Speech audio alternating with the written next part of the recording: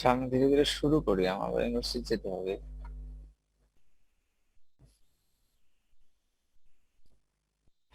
অল্প, মানে এই চ্যাপ্টারটা বেশি বড় না, মানে দুইটা টপিক আছে, আজকে শেষ হয়ে যাবে এটা। আচ্ছা, গত ক্লাসে আমি যেটা শেষের দিকে, এটা সামান্য একটু ছিল, সেটা হলো মেমব্রেন পটেনশিয়ালটা বোঝার জন্য আমরা কি করেছিলাম, যে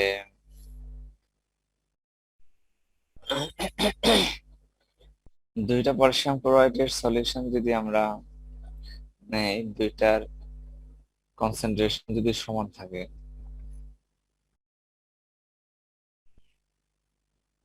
এবং মেমব্রেনটা পটাশিয়ামের জন্য পারমিয়েবল হবে, পটাশিয়াম অনলি মেমব্রেনের মধ্যে দিয়ে যেতে পারবে, ক্লোরাইড আয়ন পাস করতে পারবে না।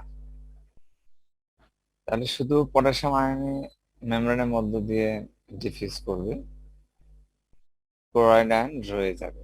তাহলে দেখো,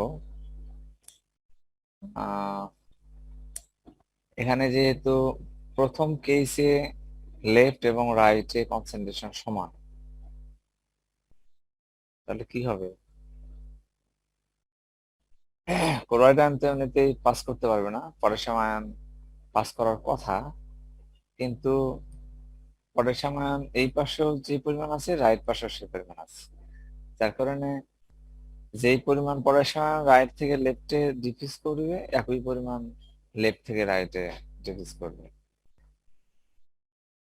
আলটিমেটলি কোনো পটেনশিয়াল গ্রো করবে না, যেহেতু নাম্বার অফ আয়ন সমান সমান, এখানে কোনো চার্জ সেপারেশন হবে না, চার্জ ডেভেলপ করবে না।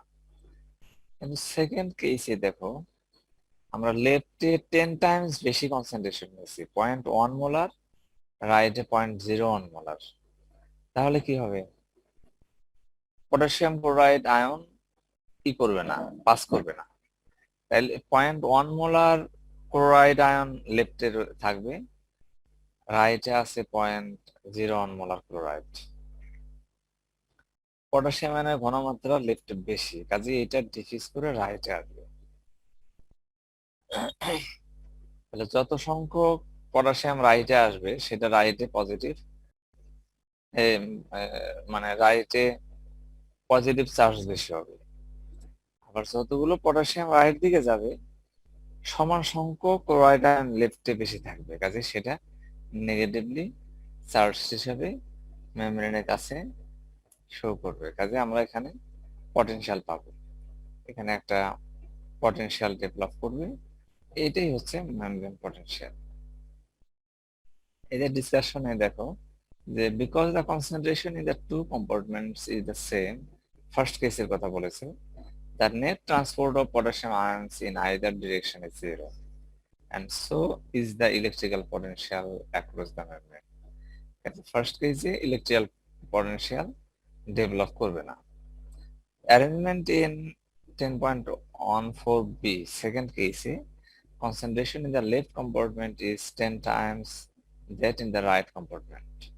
রাইট কম্পার্টমেন্ট থেকে 10 গুণ বেশি নেওয়া হয়েছে পটাশিয়াম ক্লোরাইডের কনসেন্ট্রেশন লেফট কম্পার্টমেন্টে, কাজে এই ক্ষেত্রে more potassium will diffuse from left to right, producing an increase in positive charge on the right and establishing a potential difference across the membrane.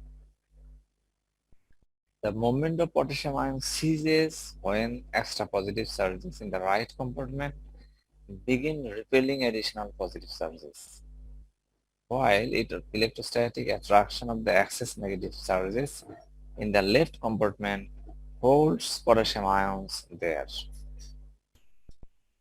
বুঝতে পেরেছো? এই কথাটা আমি ওই সময় বলি নাই, বাকিটা তো ঠিকই ছিল। 10 গুণ বেশি নেওয়া হয়েছে সেকেন্ড কেজে, কাজের লেফট থেকে রাইটে পটাশিয়াম আয়ন মুভ করবে, কিন্তু ক্লোরাইড আয়ন যেহেতু পারমিয়েবল না, থেকে যাবে। কাজে যত সংখ্যক পটাশিয়াম আয়ন লেফট থেকে রাইটে আসবে, তত সংখ্যক পটাশিয়াম আয়নের জন্য পজিটিভ চার্জ শো করবে, সমান সংখ্যক নেগেটিভ আয়ন ক্লোরাইড আয়ন লেফটে বেশি থাকবে, কাজেই সেটা নেগেটিভলি চার্জ শো করবে। কিন্তু এখানে ঘটনা হচ্ছে রাইট পাশে যে তোমার পজিটিভ চার্জ বেড়ে যাচ্ছে, তাতে কি হবে, ফার্দার পটাশিয়াম আয়ন আসার জন্য এটা রিপেলিং টেন্ডেন্সি শো করবে। হ্যাঁ, আর লেফটে হবে যে যেহেতু নেগেটিভ চার্জ বেশি, কাজেই ক্লোরাইড আয়নগুলো পটাশিয়াম আয়নকে ধরে রাখার জন্য যদি ইলেকট্রোস্ট্যাটিক ফোর্স কাজ করবে দুটার মধ্যে, কাজে পটাশিয়াম আয়ন ধরে রাখার জন্য চেষ্টা করবে। কাজে একটা certain number of potassium ion left থেকে রাইটে যাওয়ার পরে ফার্দার পটাশিয়াম আয়ন আর রাইটের দিকে ডিফিউজ করার সুযোগ কমে যাবে। তাহলে potential difference due to charge separation across the membrane at equilibrium is recognized as the membrane potential of potassium ions. তাহলে এইভাবে পটাশিয়াম মেমব্রেন পটেনশিয়াল ডেভেলপ করে। এখন আমরা কিভাবে মেমব্রেন পটেনশিয়াল ক্যালকুলেট করতে পারি সেটার জন্য আমরা একটু দেখি।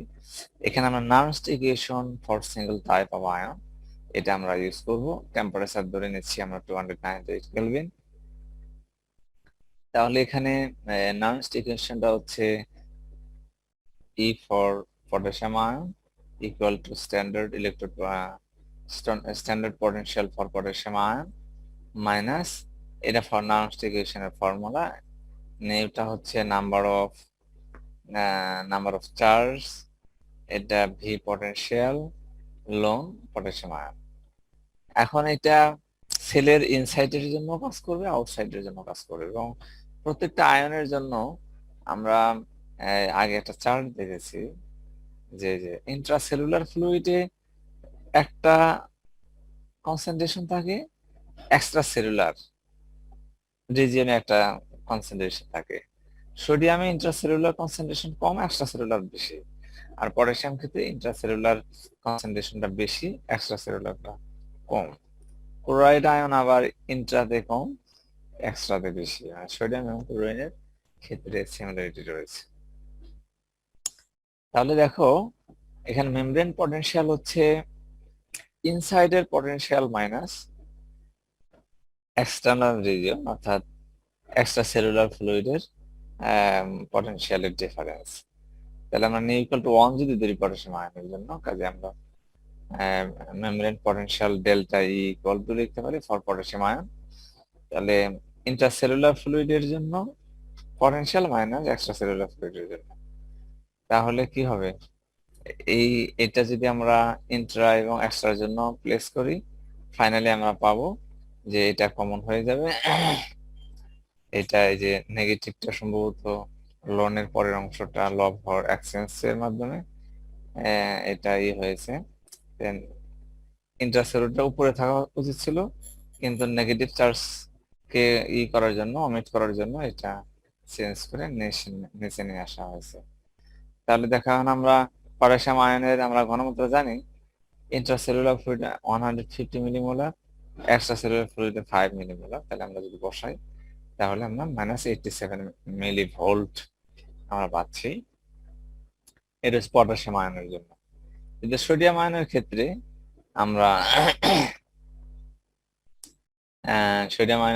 আমরা এটা পাই ওই একই ইকুয়েশন, শুধু আমরা সোডিয়ামের জন্য বসাবো। এক্সট্রা এবং ইন্ট্রার ভ্যালু যদি আমরা বসাই, এখানে ইন্ট্রা কম, এক্সট্রা সেলুলার ফ্লুইডের কনসেন্ট্রেশন বেশি, তাহলে 59 মিলিভোল্ট। তাহলে এইভাবে আমরা মেমব্রেন পটেনশিয়াল একটা সিঙ্গেল আয়নের জন্য আমরা বের করতে পারি। আচ্ছা, এখানে একটা বলেছে যে এই পটাশিয়ামের জন্য আমরা ক্যালকুলেশন করে -87 পাচ্ছি, হোয়ারাস এটা পটেনশিয়াল মেমব্রেন নার্ভ সেলে হচ্ছে -70 মিলিভোল্ট। এই ডিসক্রিপেন্সি, এই ডিফারেন্সটা হচ্ছে মূলত there is also a membrane potential due to the presence of sodium ions, মানে সোডিয়াম আয়নের মেমব্রেন পটেনশিয়ালের জন্য এর উপর ইফেক্ট পড়ে, আউটসাইডের কনসেন্ট্রেশন বেশি।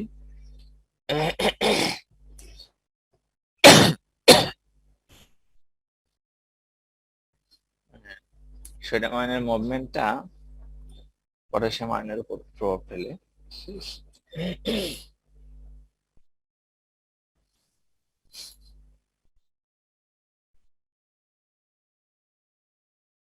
পানি দিয়ে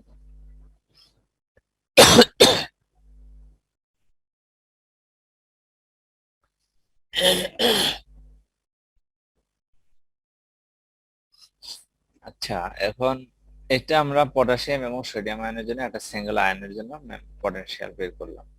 কিন্তু যদি অনেক সংখ্যক কি বলে আয়ন যদি একসাথে থাকে, থাকতেই পারে, আমাদের বায়োলজিক্যাল সিস্টেমে বডিতে অনেক আয়ন আছে, তো একসাথে অনেকগুলো আয়নের পোটেনশিয়াল নার্মস্ট ইকুয়েশনের মাধ্যমে এটা বের করা যায় না।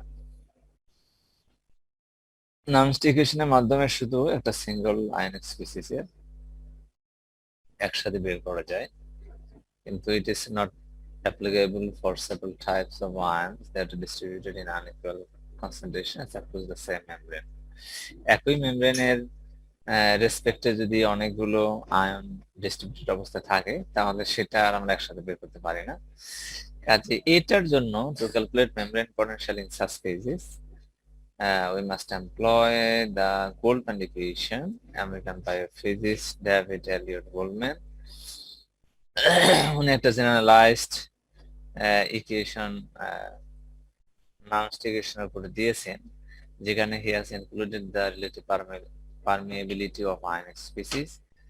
এই আয়নিক স্পিসিস গুলোর পারমিয়েবিলিটিটা এটাও অ্যাড করেছে। তাহলে গোল্ডম্যানের ইকুয়েশনটা 298 কেলভিনে যদি আমরা দেখি, তাহলে এই যে এটা পার্টিকুলার একটা আয়নের জন্য যেহেতু না, ওভারঅল মেমব্রেন পটেনশিয়াল বের করবো আমরা। সেই ক্ষেত্রে দেখো এখানে হচ্ছে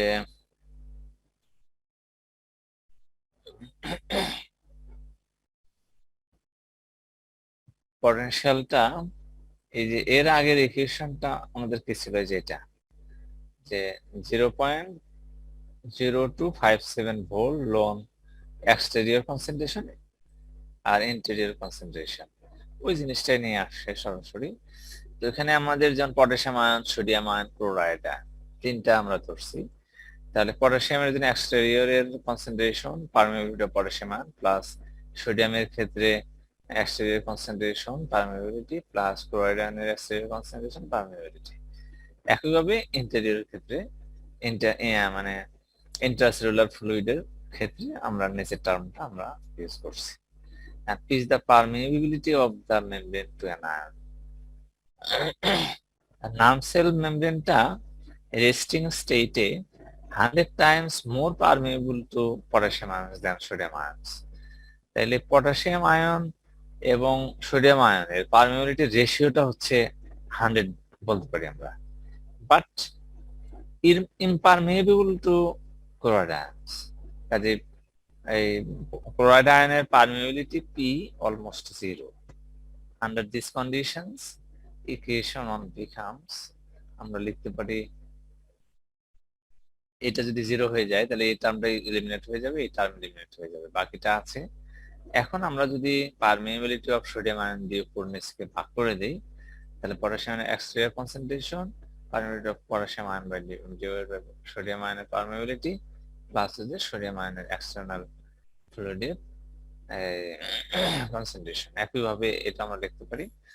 এখন পারমিয়াবিলিটি অফ পটাশিয়াম এবং সোডিয়াম আয়ন এই দুইটার রেশিওটা আমরা 100 বলেছি, যেহেতু 100 টাইমস বেশি পারমিয়াবল পটাশিয়াম আয়ন। কাজেই এটা 100 যদি বলি তাহলে 5 into 100 প্লাস এর কনসেন্ট্রেশন 150, নিচে পটাশিয়ামের কনসেন্ট্রেশনটা 150 অন্য 100 প্লাস 15, এখান থেকে আমরা -81 মিলিভোল্ট আমরা পাই। আচ্ছা, এখন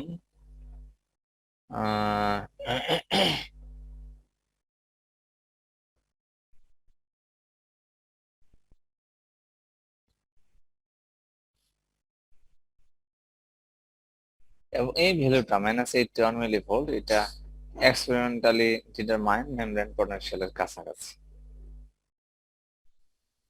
তাহলে এইভাবে আমরা গোল্ডম্যান ইকুয়েশনকে ইউজ করে আমরা একটা ফ্লুইডের মধ্যে যদি অথবা একটা একটা মেমব্রেনের রেসপেক্টে অনেকগুলো আয়ন যেগুলো রেসপেক্টিভ মেমব্রেনের মধ্য দিয়ে এটা ইন্টারনাল বা এক্সটার্নাল রিজিয়নে যাবে, মুভ করতে পারবে, ডিস্ট্রিবিউটেড হবে। এ থেকে একসাথে আমরা মেমব্রেন পটেনশিয়াল আমরা বের করতে পারি।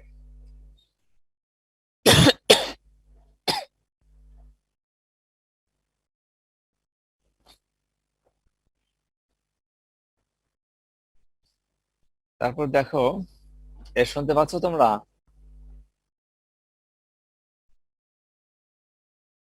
মামুন, জি স্যার শুনতে পাচ্ছি, জি স্যার শুনতে পাচ্ছি। এই অ্যাকশন পটেনশিয়াল দিয়ে মনে হয় আমাদের এই চ্যাপ্টার শেষ। অ্যাকশন পটেনশিয়ালটা হচ্ছে নার্ভ সেলগুলোকে বিভিন্নভাবে স্টিমুলেট করা যায়, ইলেকট্রিক্যালি, কেমিক্যালি, মেকানিক্যালি। তাহলে একটা নার্ভ সেলকে যদি নার্ভাস সেল,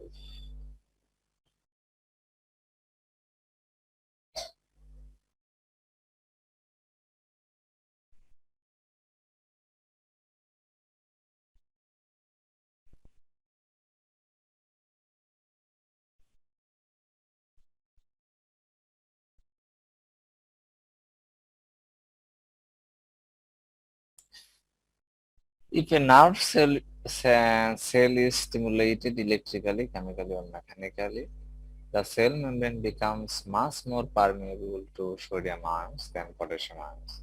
আমরা কিছুক্ষণ আগেই দেখে আসলাম যে পটাশিয়াম আয়ন এবং সোডিয়াম আয়নের পারমিয়াবিলিটির রেশিওটা 100, কিন্তু যদি ওটা রেস্টিং স্টেটে, কিন্তু যদি কোনোভাবে নার্ভ নার্ভ সেল স্টিমুলেটেড হয়, সেটা মেকানিক্যালি, ইলেকট্রিক্যালি, কেমিক্যালি, যেভাবেই হোক,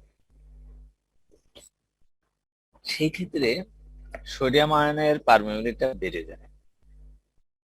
এবং এই ক্ষেত্রে permeability of potassium divided by sodium ion, এটা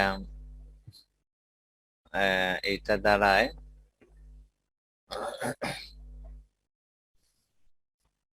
0.17।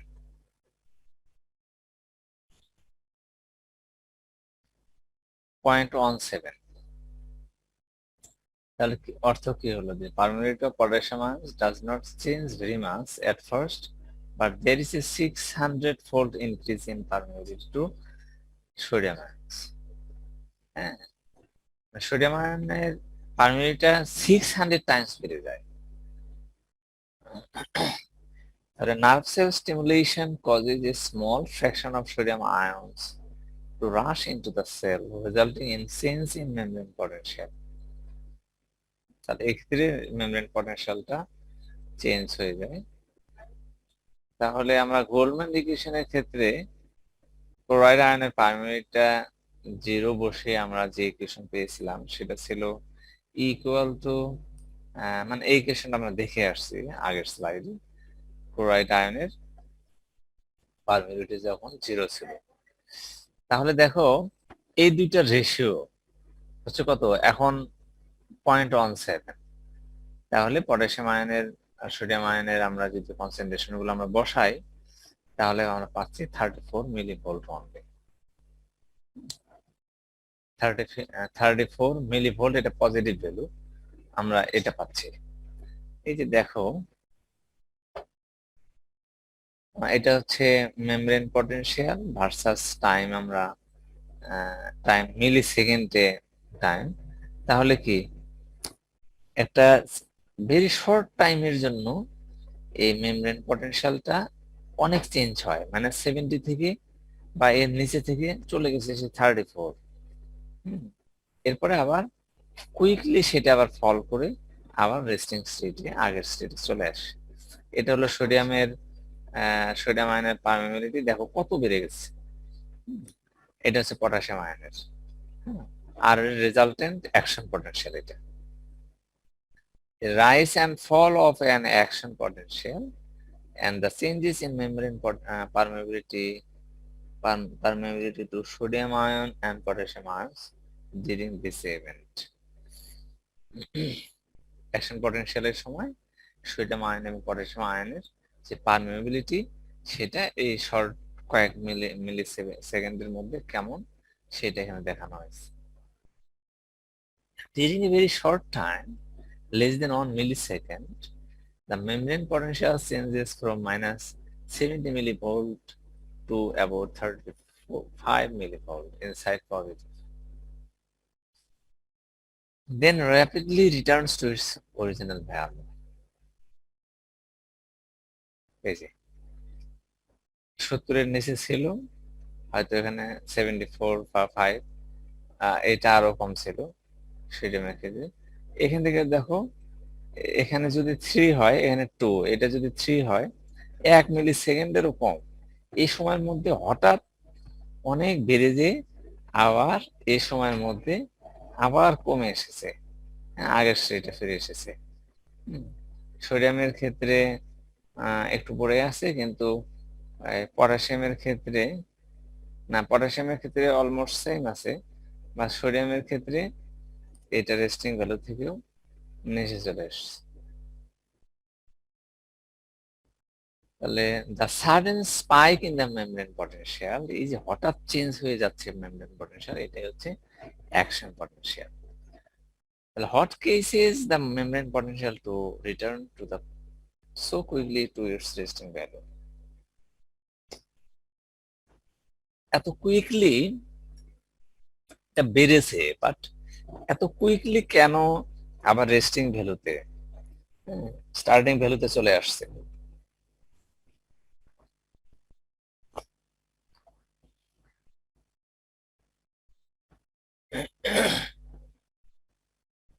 টু ফ্যাক্টরস আর ইনভলভড, দুইটা কারণে। ফার্স্টলি হচ্ছে increased sodium ion permeability is rapidly turned off after the initial influx of sodium ions into the cell. Sodium আয়নের পারমিবিলিটি তো অনেক বেড়ে গেছে, 600 fold দেখেছি। এটা বেড়েই আবার এটা টার্ন অফ হয়ে যাবে, বন্ধ হয়ে যাবে। ইনিশিয়ালি ইনফ্লাক্স হওয়ার সাথে সাথে শর্টলি 1 মিলি সেকেন্ড তো আর বেশি সময় না, এর চেয়ে কম সময়ের মধ্যে এটা অফ হয়ে যায়। সেকেন্ড হলো membranes permeability to potassium ions increase relative to its resting value over a short time. Resting value থেকে পটাশিয়াম আয়নের এটা আবার ইনক্রিজ করে ধীরে ধীরে 1 মিলি সেকেন্ডের মধ্যে। এই দুইটা কম্পেনসেশনের মাধ্যমে এটা এই অ্যাকশন পটেনশিয়ালটা যেমন মানে 74 মিলিভোল্ট থেকে 34 বা 35 এ চলে গেছে, এটা আবার সাডেনলি এটা আবার ডিক্রিজ করে ফল করে আবার নেমে আসে। The membrane potential actually dips below 70 millivolt initially before it returns to its normal value, at which point the cell is ready to fire again when it receives another signal. মানে এটা যে একবার হলো সেটা না, সেকেন্ড আর একটা স্পাইকের জন্য, second আর একটা সিগন্যালের জন্য সে আবার রেডি হতে থাকে, যার কারণে ইনিশিয়াল ভ্যালুতে এসে আবার তোমার নেক্সট সিগন্যালের জন্য আবার কি বলে প্রসেসটা অগ্রসর হয়, প্রসিড করে। The small numbers of excess sodium ions present in the cell are eventually pumped out of the cell. তাহলে সামান্য পরিমাণ সোডিয়াম আয়ন এটা পাম্পড আউট হয়ে সেলের বাইরে চলে যায়। এখানে জাস্ট এটা দেখানোর জন্য, এই যেটা ছিল আমাদের ফার্স্ট অ্যাকশন পটেনশিয়াল, একটা ডিউরেশন পরে আবার আর একটা স্পাইক, আর একটা action potential starter resting potential দেখিয়েছি, এবং কিভাবে এটা সোডিয়াম আয়ন, এটা পটাশিয়াম আয়ন চ্যানেল গুলো দেখিয়েছে। Propagation of nerve impulses along the axon coincides with a localized influx of sodium ions followed by an influx of outflux of potassium ions through the channels. এটা total কিভাবে propagation করে এই জিনিসটা এখানে দেখিয়েছি। তাহলে এই চ্যাপ্টারের মধ্যে একটা ছোট চ্যাপ্টার এটা, এখানে আমরা টোটাল ওভারঅল চ্যাপ্টারের মধ্যে আমরা যে জিনিসগুলো দেখলাম সেটা হচ্ছে বায়োলজিক্যাল অক্সিডেশন, এখানে অক্সিডেটিভ ফসফোরাইলেশনের মাধ্যমে কিভাবে এটিপি তৈরি হয় সেগুলো আমরা আলোচনা করেছি, এবং বায়োলজিক্যাল অক্সিডেশন গুলোর ক্লাসিফিকেশন, তিন ধরনের আহ, তিনটা ক্যাটাগরির বায়োলজিক্যাল অক্সিডেশন আমরা পাই সেগুলো আলোচনা করেছি সিম্বলিক্যাল এক্সাম্পল দিয়ে। এরপর আমি osmotic theory of oxidative phosphorylation, এটা আমরা ডিটেল আলোচনা করেছি, মাইটোকন্ড্রিয়াতে কিভাবে হয়, কিভাবে হাইড্রোজেনটা ম্যাট্রিক্স থেকে ইনসাইডে যায়, কিভাবে potassium pH gradient, hydrogen ion gradient হয়, এবং এটা যে অসমোটিক্যালি ডিস্টিংক্ট রিজিয়নে এর কারণে এই প্রসেসটা চলতে থাকে, এই জন্য এর উপর ভিত্তি করে অক্সিডেটিভ থিওরিটার নামকরণ করা হয়েছে। এরপরে আমরা মেমব্রেন পটেনশিয়াল আলোচনা করলাম, মেমব্রেন পটেনশিয়াল এবং কিভাবে মেমব্রেন পটেনশিয়াল বের করা যায় সিঙ্গেল আয়ন এবং মাল্টিপল আয়নের জন্য। মাল্টিপল আয়ন থাকলে আমরা সেই ক্ষেত্রে গোল্ডম্যান ইকুয়েশন ইউজ করে আমরা এইগুলো পটেনশিয়ালটা আমরা বের করতে পারি, সেটা দেখিয়েছি। ফাইনালি আমরা অ্যাকশন পটেনশিয়াল আমরা আলোচনা করলাম। তো আজকে এখানে শেষ করি, আর এই চ্যাপ্টারও শেষ।